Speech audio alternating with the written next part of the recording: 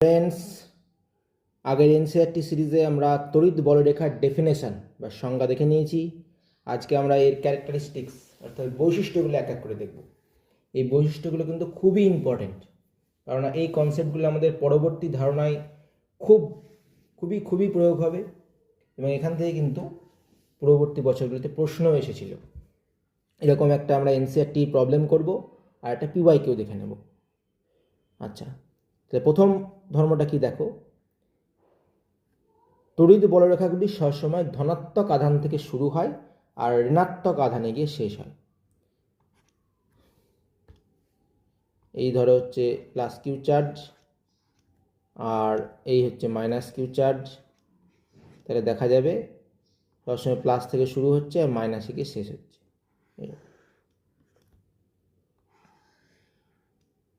দুটো আধান থাকে এরকম, তো এরকম করে শুরু হবে আর গিয়ে শেষ হবে। ঠিক আছে, সেটা এক নম্বর কথা। দুই নম্বর কথা হচ্ছে, যদি এরকম দুটো আধান না থেকে একটাই হয়তো আধান আছে প্লাস কিউ, তাহলে প্লাস কিউ আধান থেকে বলরেখাগুলো শুরু হবে এবং অসীমে গিয়ে শেষ হবে। এমন নয় যে আমি আরোটা এখানে শেষ করলাম বলে এখানে বলরেখা শেষ হয়ে গেল, বলরেখা এখন চলছে কিন্তু অতটা তো আঁকতে পারছি না, সেজন্য এখানে থেমে যেতে হচ্ছে আমাদের। আর যদি মাইনাস কিউ চার্জ থাকে তাহলে অসীম থেকে বলরেখাগুলো এসে এই মাইনাস কিউ চার্জে এসে আপতিত হবে, ঢুকবে। এটা হচ্ছে সেকেন্ড প্রপার্টি। সবসময় এটা হয়, কোনোদিন মাইনাস কিউ থেকে বেরোতে পারে না, ঠিক আছে, বলরেখার সংজ্ঞাতেই দেখেছি। আচ্ছা, থার্ড নম্বর প্রপার্টি,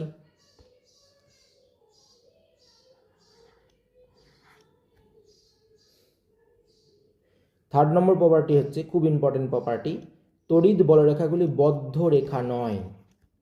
তড়িৎ বলরেখাগুলি বদ্ধ রেখা বা ক্লোজড লাইন নয়। বদ্ধ রেখা বা ক্লোজড লাইন নয়। কেন এরকমটা দেখো, এই যে প্লাস কিউ চার্জ ছিল, এই মাইনাস কিউ চার্জ ছিল, তাই না? এখান থেকে শুরু হচ্ছিল, এখানে গিয়ে শেষ হচ্ছিল, তাই না? বদ্ধরেখা হলে কী হতো, এইখান থেকে শুরু হয়ে প্লাস থেকে শুরু হয়ে মাইনাসে গেল, আবার মাইনাস থেকে যদি প্লাসে ফিরে আসে তাহলে সেটাকে বদ্ধরেখা বলতাম, তাই না? কিন্তু তা কিন্তু হয় না, হ্যাঁ, এই যে আমরা আঁকলাম এটা কিন্তু ভুল আঁকা, তাই না? তার বদলে কী হয়, সবসময় প্লাস থেকে শুরু হয় আর মাইনাসে গিয়ে শেষ হয়, তাই না? বুঝতে পারলে, সে এটা বদ্ধরেখা নয়। আমরা যখন চুম্বক পড়বো তখন দেখবো চুম্বক বলরেখাগুলি, কিন্তু চুম্বকের ক্ষেত্রে কোনো বলরেখা পাবো, তখন দেখবো চুম্বক বলরেখাগুলি বদ্ধরেখা। তার মানে কীরকম হবে, ধরো এরকম একটা চুম্বক আছে, এটা তার নর্থ আর এটা সাউথ, তাহলে দেখবো নর্থ থেকে সাউথে যাচ্ছে এই দিক থেকে, এর থেকে এদিকে, আবার চুম্বকের ভেতরে আবার দেখবো সাউথ থেকে নর্থে এই বলরেখাগুলো চলে আসছে। সেখানে চুম্বক বলরেখাগুলি বদ্ধ, কিন্তু তড়িৎ বলরেখা বদ্ধ নয়। বুঝতে পারলে ব্যাপারটা? সবসময় প্লাসে শুরু হবে, মাইনাসে শেষ হবে, কোনোদিন মাইনাস থেকে প্লাসে যাবে না। এটা হলো 3 নম্বর প্রপার্টি। 4 নম্বর প্রপার্টি, যেটা আগেই বলেছি, বলরেখার সংজ্ঞাতেই বলেছি, তড়িৎ বলরেখার কোনো বিন্দুতে অঙ্কিত স্পর্শক বা ট্যানজেন্ট ওই বিন্দুতে তড়িৎ ক্ষেত্র প্রাবল্যের দিককে দেখায়। ঠিক আছে, তাহলে বলরেখার উপর স্পর্শক, বলরেখার কোনো বিন্দুতে স্পর্শক সম্বন্ধে নিশ্চয়ই সকলের ধারণা আছে, আমাকে আর বলতে হবে না। স্পর্শক বা ট্যানজেন্ট, যেটা ট্যানজেন্ট বলা হচ্ছে, স্পর্শক বা ট্যানজেন্ট ওই বিন্দুতে তড়িৎক্ষেত্র প্রাবল্য অর্থাৎ এর দিককে নির্দেশ করে। কেমন, এটা আগেও আমি বুঝিয়েছি, আরেকবার বুঝিয়ে দিই। আচ্ছা, তাহলে এবার ভাবো, যদি একটার বদলে দুটো আধান আছে, অর্থাৎ ধরো এখানে একটা প্লাস কিউ চার্জ আছে আর এখানে একটা মাইনাস কিউ চার্জ আছে, তাহলে প্লাস কিউ থেকে মাইনাস কিউ দিয়ে বলরেখাগুলো হচ্ছে এটা হচ্ছে সেই বলরেখা, তাই না?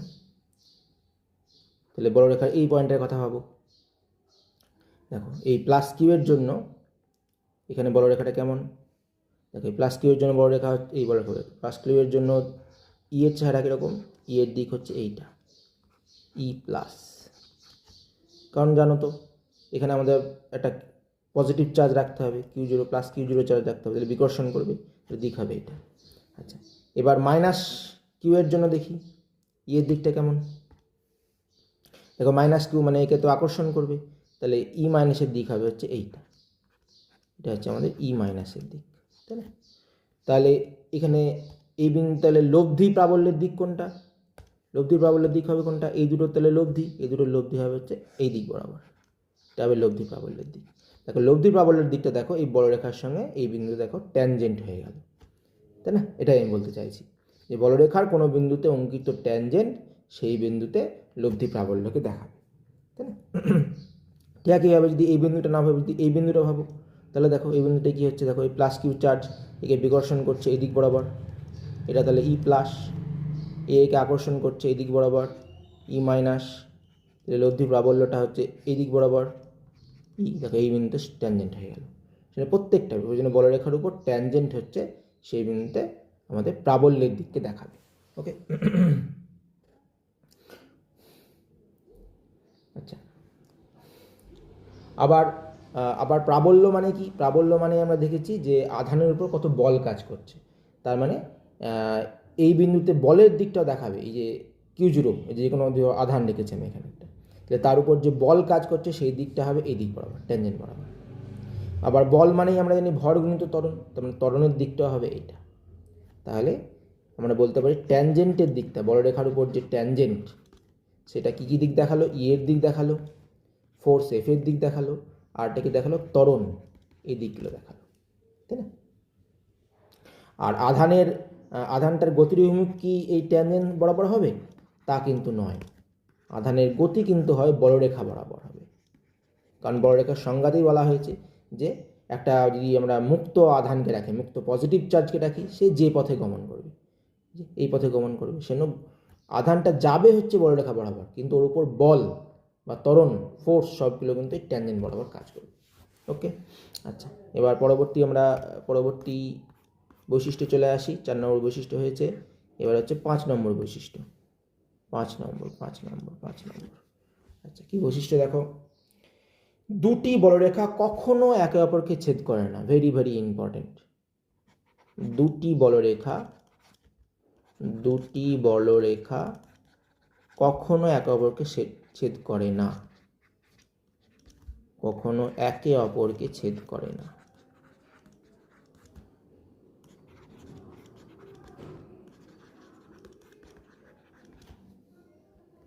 একে অপরকে ছেদ করে না কিরকম?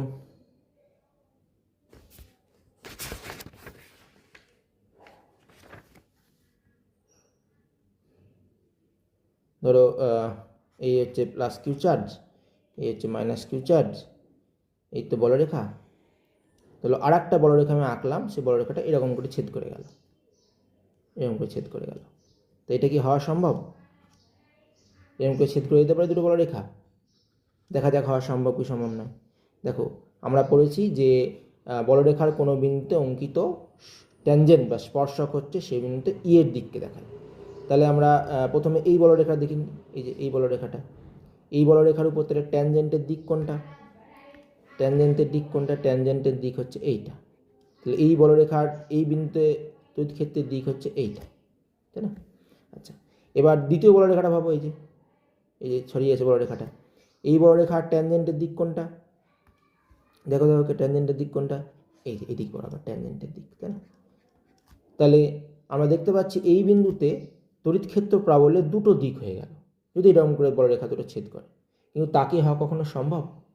এটা কিন্তু হওয়া সম্ভব নয়, তাই না? তড়িৎ ক্ষেত্র প্রাবল্য দিক দুটো হতে পারে না কখনো, একটাই দিক হবে সবসময়। সেই জন্য এটা হওয়া কিন্তু সম্ভব নয়, কখনোই দুটো বলরেখা একে অপরকে ছেদ করবে না। যে বলরেখাগুলো আমরা সব এঁকেছি, সব বলরেখাগুলো কিন্তু এরকম করে সেপারেট আছে, কখনোই ছেদ করেনি, সবসময় সেপারেট। বুঝতে পেরেছ? তাহলে এই আমাদের 5 নম্বর প্রপার্টি হয়ে গেল। আচ্ছা, এবার 6 নম্বর প্রপার্টিতে আসি। 6 6 6 6 6 6 6 6 6 কি বলছে? 6 দেখো, ইম্পর্টেন্টগুলো প্রথমে করি। আচ্ছা, তড়িৎ ক্ষেত্রের কোনো স্থানে বলরেখার ঘনত্ব ওই স্থানে তড়িৎ প্রাবল্যের মানের সমানুপাতিক হয়। Very good point. তাহলে তড়িৎ ক্ষেত্রের কোনো স্থানে বলরেখার ঘনত্ব ওই স্থানে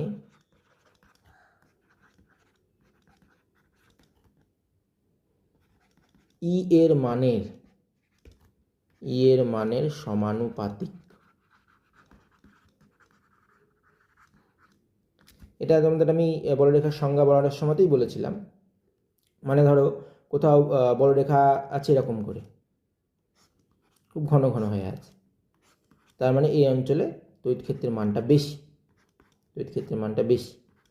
আবার ধরো কোনো অঞ্চলে বলরেখা আছে কিন্তু এরকম একটা দূরে দূরে আছে, তাহলে এই অঞ্চলে তড়িৎ ক্ষেত্রের মানটা কম, অর্থাৎ E1 গ্রেটার দেন হবে E2। যেখানে বলরেখাগুলোর ঘনত্ব বেশি হবে সেখানে তড়িৎ ক্ষেত্র প্রাবল্যের মানটা বেশি হবে। বুঝতে পারলে? আচ্ছা, 7 নম্বর পয়েন্ট আছে একই রকমেরই পয়েন্ট। কোনো আধান থেকে যতগুলি বলরেখা শুরু হয় বা শেষ হয় তার সংখ্যা আধানটির মানের সমানুপাতিক, তাই না?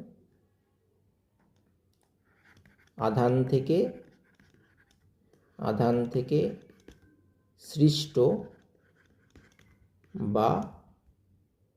বা শেষ হওয়া বলরেখার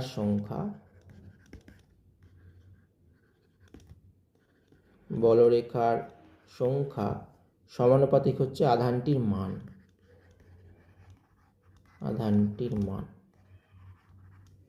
কীরকম? ধরো এখানে আছে হচ্ছে প্লাস কিউ চার্জ আছে, এই প্লাস কিউ চার্জ থেকে হয়তো দেখা যাচ্ছে দুটো বলরেখা ধরো বেরিয়েছে, এখানে ধরো প্লাস 2 কিউ চার্জ আছে, তাহলে এই প্লাস 2 কিউ চার্জ থেকে কি দুটো বেরাবে?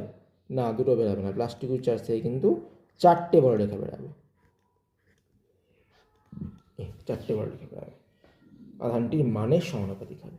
ঠিক আছে, আধানটির মানের সমানুপাতিক হবে। আচ্ছা, এবার 8 নম্বর করে নেওয়া যাক। 8 নম্বর প্রপার্টি হচ্ছে ধরো দুটো এরকম প্লাস চার্জ আছে পাশাপাশি, বা দুটো মাইনাস চার্জ আছে, তাহলে তাদের মাঝে বলরেখা কেমন হবে? আমি একটা ছবিও করে রেখেছিলাম, এই ছবিটা দেখো, তাহলে ভালো বুঝতে পারবে। দুটো প্লাস চার্জ আছে, এটা প্লাস মাইনাস, দুটো প্লাস চার্জ আছে, তাহলে তাদের মাঝে বলরেখা কেমন? এই দুটো প্লাস চার্জের মাঝে বলরেখা, প্লাস চার্জ থেকে সময় বলরেখা বেরিয়ে আসে, তাহলে বলরেখা এরকম করে বেরিয়ে আসছে, এই চার্জ থেকে এরকম বলরেখা বেরিয়েছে,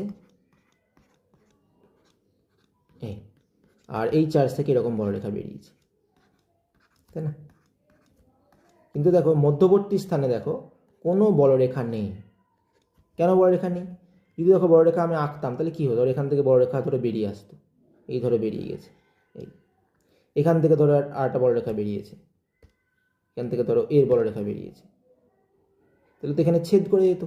কিন্তু আমরা আগেই বলেছি দুটো বলরেখা কখনো পরস্পরকে ছেদ করতে পারে না, তাই না? তাহলে এইটা হওয়া কিন্তু সম্ভব নয়, এই জন্য এইখানে এই বলরেখাগুলো নেই। বুঝতে পারলে? এই জন্যই কিন্তু বলরেখাগুলো এখানে নেই।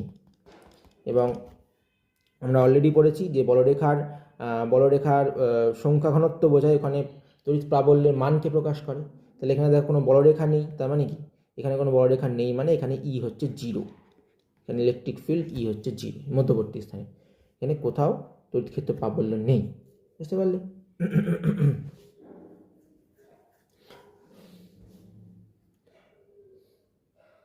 আচ্ছা, ঠিক একই রকম যদি হতো, যদি আমরা এটা মাইনাস আধানের জন্য আঁকতাম, মাইনাস আধানের জন্য কেমন হতো ভাবো? মাইনাস আধানের জন্য ধরো এখানে একটা এখানে ধরো একটা মাইনাস চার্জ আছে, মাইনাস কিউ চার্জ আছে, এখানে ধরো একটা মাইনাস কিউ চার্জ আছে। তাহলে তোমরা তো জানো মাইনাস কিউ চার্জ হওয়ার সময় ঢোকে, তাই না? তাহলে এখানে এম করে ঢুকবে, এই যে এম করে ঢুকবে বলরেখাগুলো, তাই না? কিন্তু দেখবো আমরা এই মধ্যবর্তী স্থানে কোনো বড় রেখা থাকবে না। যে মধ্যবর্তী স্থানে দেখবো আমরা কোনো রকম বড় রেখা নেই, এখানটায় কোনো বড় রেখা নেই, ঠিক আছে? কারণ একই ব্যাপার, এই মধ্যবর্তী স্থানে তড়িৎ ক্ষেত্র প্রাবল্য ই হবে 0, তাই না? তাহলে এই হয়ে গেল আমাদের অষ্টম প্রপার্টি। আচ্ছা, আর কি প্রপার্টি আছে? আরও ভালো ভালো প্রপার্টি আছে, সবগুলোই করতে হবে আমাদের, সবগুলোই আমাদের করতে হবে। আচ্ছা, তাহলে 8 নম্বর হয়ে গেল। 9 নম্বর, 8 নম্বরটা কিছু লিখলাম না আমি। 9 নম্বর কি হবে? 9 নম্বর দেখো, কোনো পরিবাহীর পৃষ্ঠতলের সঙ্গে তড়িৎ বলরেখাগুলি সর্বদা লম্ব হয়। খুব ইম্পর্টেন্ট প্রপার্টি এটাও। পরিবাহীর পৃষ্ঠতলের সঙ্গে, পরিবাহী মানে হচ্ছে কন্ডাক্টরের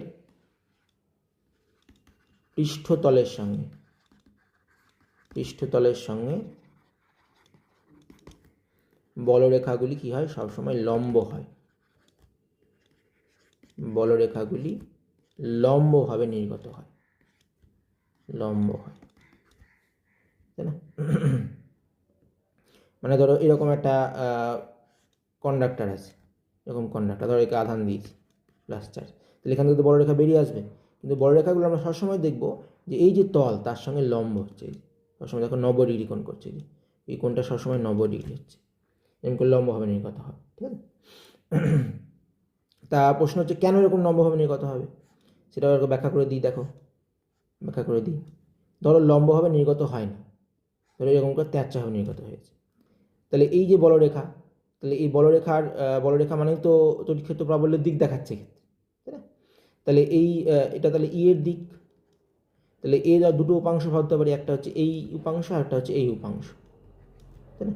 দেখো এবার এই উপাংশটার জন্য কি হচ্ছে, এই উপাংশটার জন্য একটা তড়িৎ ক্ষেত্র এখানে কাজ করছে, তাহলে তড়িৎ ক্ষেত্র যদি কাজ করে, তাহলে এই যে আমাদের পরিবাহীটা আছে, এর উপর যে আধানগুলো আছে, সেই আধানগুলো অর্থাৎ ধরো ইলেকট্রন আছে, ইলেকট্রন কী করবে? এই ফোর্সের জন্য মুভ করতে শুরু করবে, তাই না? এই সারফেস বরাবর মুভ করতে শুরু করবে। কিন্তু আমরা এটা আলোচনা করছি হচ্ছে ইলেকট্রোস্ট্যাটিক্স বা স্থির তড়িতে কিন্তু আধানগুলো মুভ করে না, থেমে থাকে, সেই জন্য কিন্তু এরকম করে বলরেখাগুলো থাকা সম্ভব নয়। বুঝতে পারলে? আচ্ছা, 10 নম্বর পয়েন্ট, এটাও খুব ইম্পর্টেন্ট। তড়িৎ বলরেখার শুরু বা শেষ কখনো একই পরিবাহিত হতে পারে না। বলরেখার শুরু ও শেষ একই পরিবাহিত হওয়া সম্ভব নয়।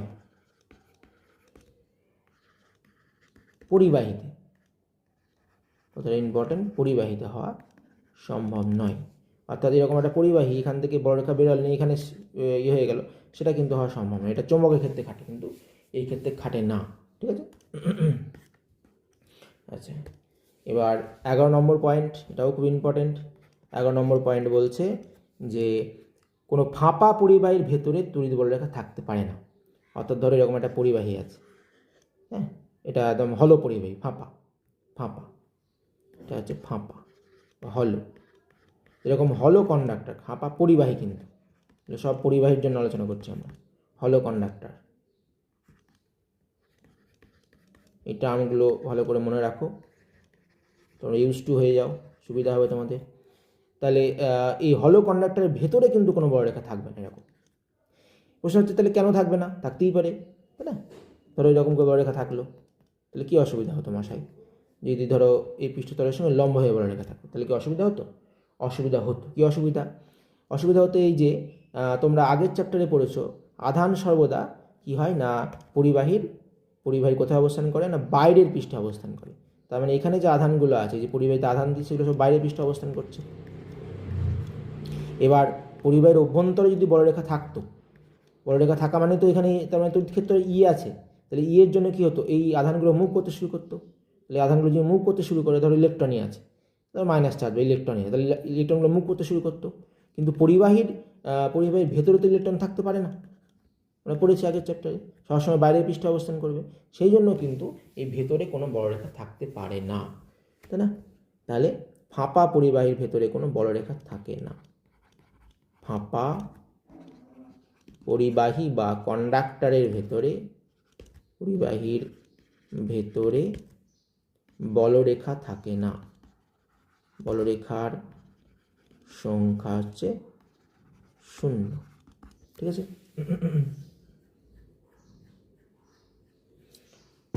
তাহলে এই হচ্ছে আমাদের প্রপার্টিগুলো, বলে ফেললাম প্রপার্টিগুলো তোমাদের। আচ্ছা,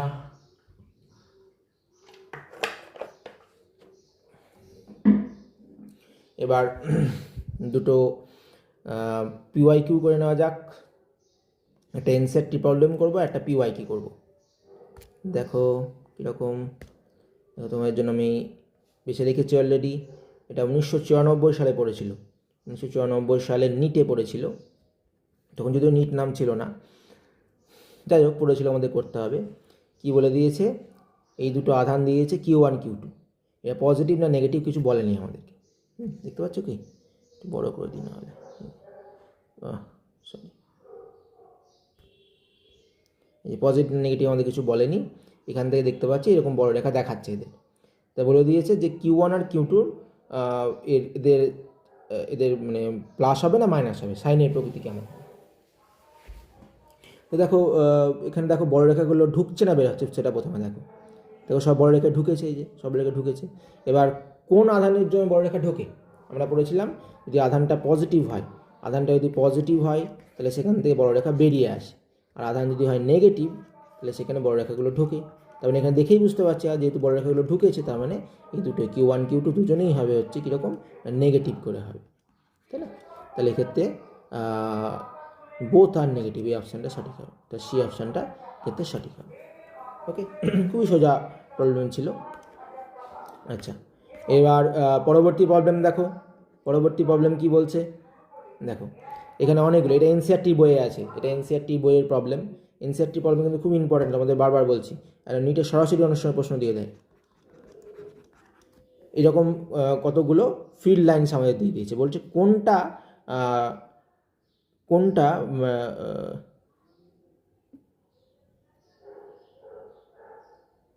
which among the curves can not possible difference, মানে কোনটা বা কোনগুলো হওয়া সম্ভব নয় সেটা আমাদের দেখতে বলেছে। ঠিক আছে, তাহলে দেখো প্রথমটা দেখো, এটা কি হওয়া সম্ভব? দেখো এটা কি হওয়া সম্ভব কিনা দেখো, যে দেখো বলে দিয়েছে কি, দেখো কন্ডাক্টর বলে দিয়েছে, তাই না? কন্ডাক্টর মানে হচ্ছে পরিবাহী। আমরা কি বললাম, পরিবাহীর পৃষ্ঠের সঙ্গে বলরেখাগুলো কেমন হবে? পরিবাহী পৃষ্ঠের সঙ্গে বলরেখা হবে হচ্ছে লম্ব। তা এখানে কি বলরেখাগুলো যেগুলো বেরিয়ে আসে সেগুলো কি লম্ব? লম্ব কি? লম্ব নয়, তার মানে এটা হওয়া কিন্তু সম্ভব নয়, তাই না? আচ্ছা, পরেরটা দেখো,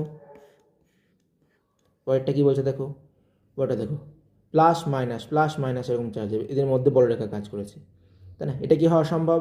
দেখো ভাবো একটু ভাবো। ঠিকই ধরেছো। দেখো দেখো প্লাস চার্জ থেকে বলরেখা বেরিয়েছে, ঠিক আছে, এটা ঠিক আছে, কিন্তু এইটা দেখো, এখানে দেখো মাইনাস চার্জ থেকে বলরেখা বেরিয়ে আসছে, তাই এটা কি হওয়া সম্ভব? সম্ভব নয়, তার মানে এইটাও কিন্তু হওয়া সম্ভব নয়। বুঝতে পারলে? এবার সি নম্বরটায় চলে আসো। দেখো এটা দেখাচ্ছে কীরকম, বড়রেখা বেরিয়ে এসছে, প্লাস চার্জ থেকে বড়রেখা বেরিয়ে এসছে, ঠিকই আছে, মাঝখানে কোনো বড়রেখা নেই, তার মানে এইটা হওয়া কিন্তু সম্ভব, তাই না? এটা হওয়া সম্ভব, ঠিক আছে। এবার ডিটা দেখো, এটা দেখো তো সম্ভব নাকি? এখানেও দেখো বড়রেখাগুলো বেরিয়ে এসছে, তাহলে সম্ভব? একটু হিন্দি, মাঝখানে বড়রেখাগুলো দেখো, এই বড়রেখাগুলো দেখো তো, হ্যাঁ ঠিকই ধরেছো, বড়রেখাগুলো দেখো এখানে ইন্টারসেক্ট করেছে, অর্থাৎ ছেদ করেছে। তাহলে ছেদ করা তো সম্ভব নয় বলেছি, দুটো বড়রেখা কখনো পরস্পরকে ছেদ করবে না, তাহলে এটা হওয়াও কিন্তু সম্ভব নয়। আচ্ছা, এবার এটা এই যে প্লাস চার্জ থেকে বেরিয়ে আসছে, মাইনাস চার্জে যাচ্ছে, এবং বড়রেখাগুলো তো লম্বও লাগছে, তাই না? তাহলে এটা হওয়া সম্ভব নাকি? না, এটা হওয়া সম্ভব নয়। কেন? দেখো তো এই গোলগুলো দেখো তো, হ্যাঁ একদম ঠিক ধরেছ।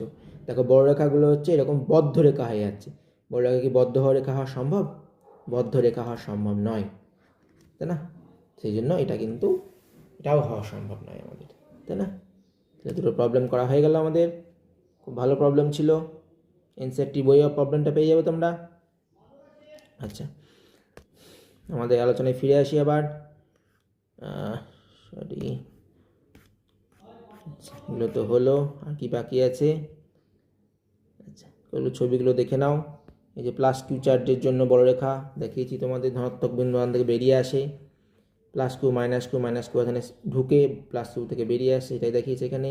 এখানে একটা প্লাস কিউ একটা মাইনাস কিউ আছে, তাহলে প্লাস কিউ থেকে আধান বড়রেখাগুলো শুরু হবে, মাইনাস কিউ গিয়ে শেষ হবে, তাই না? আচ্ছা, এটা হয়ে গেল। আচ্ছা,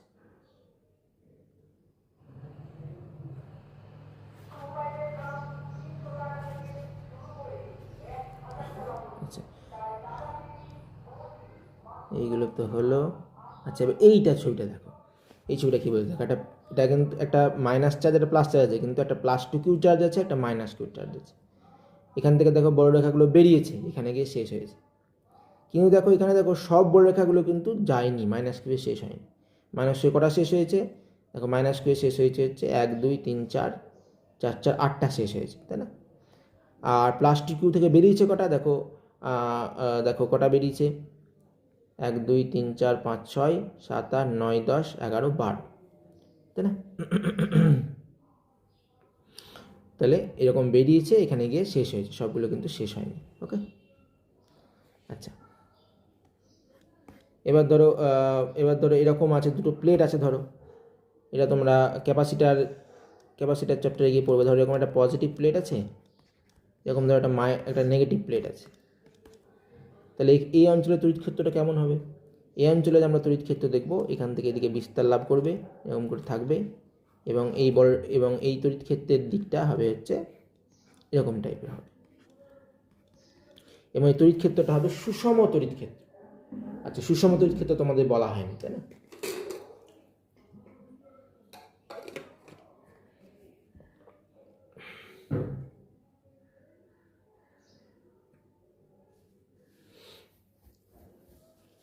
সুষম তড়িৎ ক্ষেত্রটা কি? সুষম তড়িৎ ক্ষেত্র,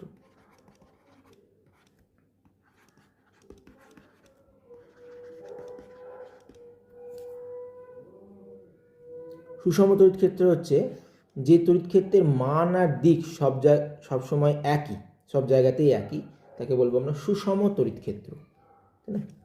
ই এর মান ও দিক সর্বত্র একই, সেই ধরনের তড়িৎ ক্ষেত্রকে বলবো সুষম তড়িৎ ক্ষেত্র। সুষম তড়িৎ ক্ষেত্রকে এরকম সমদূরবর্তী সমান্তরাল সরলরেখা দিয়ে প্রকাশ করা হয়। সমদূরবর্তী হবে এবং সমান্তরাল সরলরেখা, একটু এইখানে একটু মেকে গেল, এগুলো সব সমান্তরাল হবে, ঠিক আছে? কি বললাম? সমদূরবর্তী সমান্তরাল সরল রেখা দিয়ে আমাদের এই সুষম তড়িৎ ক্ষেত্রকে রিপ্রেজেন্ট করা হয়। আর যদি সমদূরবর্তী না হয়, হয়তো সমান্তরাল কিন্তু সমদূরবর্তী না হয়, হ্যাঁ, তাহলে কিন্তু সেটা আর সুষম তড়িৎ ক্ষেত্র হবে না। এরকম এই দুটো কাছাকাছি, এই দুটো দূরে আছে, সুষম তড়িৎ ক্ষেত্র নয়, তাই না? বা হয়তো এরকম করে সুষম তড়িৎ ক্ষেত্র নয়, ঠিক আছে, অসম তড়িৎ ক্ষেত্র বলবো আমরা। দেখো এই যে দুটো প্লেট, দেখো প্লেট দুটো লক্ষ্য করো, একটা প্লেটে পজিটিভ চার্জ আছে, ঠিক, আর একটা প্লেটে নেগেটিভ চার্জ আছে। এই দুটো প্লেটকে খুব যদি কাছাকাছি রাখে, খুবই কাছাকাছি রেখেছি, তাহলে এদের মাঝে যে তড়িৎ ক্ষেত্র হবে সেটা হবে সুষম তড়িৎ ক্ষেত্র। তার জন্য আমরা এরকম সমদূরবর্তী সমান্তরাল সরলরেখা দিয়ে এক্সপ্রেস করেছি। তবে মনে রাখবে ধারের দিকে বড় রেখাগুলো একটু বেঁকে যায়, এগুলো ক্যাপাসিটার চ্যাপ্টারে পড়ার সময় পড়বে, সেটা এইগুলো কিন্তু সুষম তড়িৎ ক্ষেত্র নয়, ধারের দিকগুলো সুষম তড়িৎ ক্ষেত্র নয়, ঠিক আছে? তাহলে এই আমাদের বড় রেখার প্রপার্টি শেষ হয়ে গেল। আশা করি তোমরা সকলেই বুঝতে পারলে। এই বড় রেখার সঙ্গে আর একটা জিনিস বইগুলোতে দেখছি, সেটা হচ্ছে কুলম্বের সূত্র বলে একটা সূত্র দেওয়া আছে, বড় রেখার সংক্রান্ত কুলম্বের সূত্র। তা এটা আমরা ইলেকট্রিক ফ্লাক্স বা গাউসের সূত্র পড়ানোর পর পড়বো, তাহলে সেটা ভালো উপলব্ধি করতে পারবে। আজকের মতো এইটুকুই, থ্যাংক ইউ।